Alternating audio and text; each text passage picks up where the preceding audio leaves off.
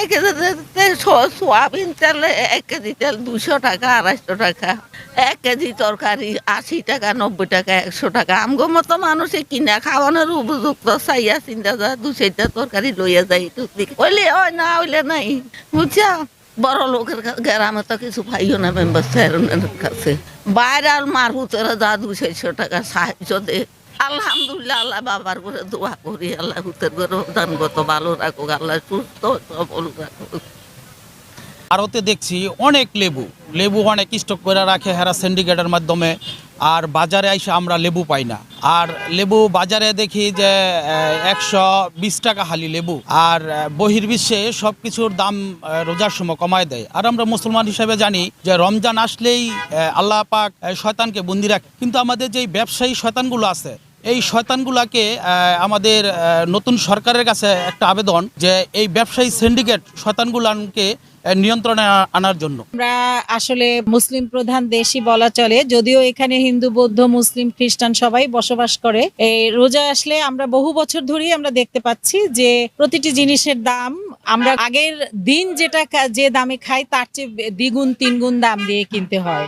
আপনি এই বাজারটা যাচ করেন এবং আপনি অন্যান্য বাজার যাচ করেন, দেখবেন যে একই অবস্থা। এবং প্রত্যেকটা জিনিসের দাম, যে জিনিসটার দাম 40 টাকা থাকে সেটা 80 টাকা 90 টাকা হয়ে যায়, যেটা 80 টাকা 90 টাকা সেটা 150 টাকা 200 টাকা হয়ে যায়। তাহলে ধরেন আমরা যারা চাকরিজীবী এবং মধ্যবিত্ত তারা আমরা কিনে নিয়ে যেতে পারি, কিন্তু অনেক মানুষই আছে তারা এসে কিন্তু ঘুরে চলে যায় এখান থেকে, তারা কিনে খেতে পারে না। সুতরাং আমরা নতুন সরকারের কাছে আমাদের আবেদন থাকবে যে রোজার সময় যেমন বাজার স্থিতিশীল থাকবে, তেমনি আমাদের বাজারটা বিশেষ করে চাল ডাল নিত্য প্রয়োজনীয় যা আছে সবসময় যেন বাজারের দামটা স্থিতিশীল থাকে এবং দামটা হলো মানুষের সাধ্যের মধ্যে থাকে। এটাই হচ্ছে আমাদের একটা আবেদন।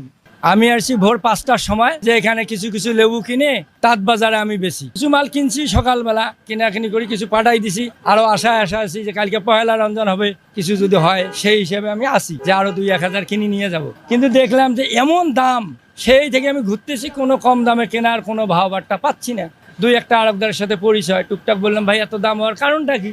তা বলে ভাই কম দামে তো আর কিনতে পারি না ভাই, না কিনতে পারলে আমাদের তারপরও লস, এত দামে লেবু কেনার পরও লস। পরে আমি কেন এটা কোথায় থেকে আসে ভাই আসলে? পরে এটা চিটাগাং এর লেবু, এটা চিটাগাং এর মধ্যে থেকে আসে, ওখানে সিন্ডিকেট করে তারা।